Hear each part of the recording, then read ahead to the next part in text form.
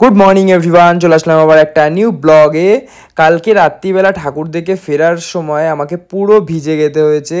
মনে হচ্ছে এবছর ভিজে ভিজেই ঠাকুর দেখতে হবে, আর না হলে নৌকা নিতে হবে। কারণ খবরে যা দেখছি, কাল রাত্রিবেলা থেকে যা বৃষ্টি হয়েছে, সারাটা জায়গায় জল হয়ে গেছে। সব পুজো প্যান্ডেলেই প্রায় জল থই থই করছে। কিছু করার নেই, জানি না এবছরটা কেমন কাটবে। খেতে বসে পড়েছি, এখন বাজে প্রায় 3:30। লাঞ্চটা অনেকটাই দেরি হয়ে গেছে। এখানে ছিল ভাত, ডাল, আলু ভাজা, আর এখানে ডিম কষা, আর এর ছিল হচ্ছে আলু পোস্ত। ডিম কষাটা আমি খাইনি, ভাল লাগছিল না। ভাত, ডাল আর হচ্ছে আলু ভাজা, এটা জাস্ট আমার পেলে আর কিছুই চাই না। খুব ভাল লাগছিলো খেতে। তো কালকে রাত্রিবেলা আমি না খেয়েই শুয়ে পড়েছিলাম।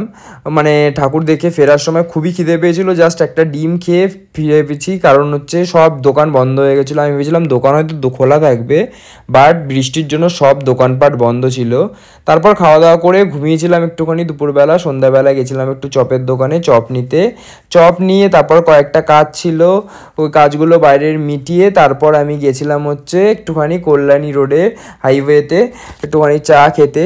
আর রাস্তাঘাটে সব জায়গায় এরকম মাইক লাগিয়ে দিয়েছে। এটাই তো পুজো আমাদের বাঙালিরা, আর কি চাই। এখানে এসছিলাম, আর এখানে দেখো কতগুলো গাড়ি, একটা জাস্ট দোকানের জন্য কতগুলো গাড়ি এখানে দাঁড়িয়ে আছে।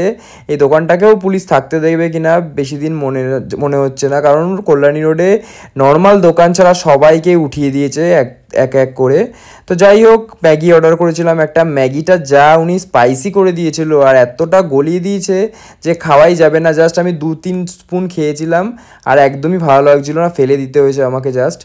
ভিডিওটা ভালো লাগলে লাইক, কমেন্ট, শেয়ার অ্যান্ড পেজটাকে ফলো করে দিও। আর আমার ইউটিউব থেকে দেখে থাকলে চ্যানেলটাকে সাবস্ক্রাইব করে দিও। দেখা হচ্ছে নেক্সট ব্লগে। টাটা।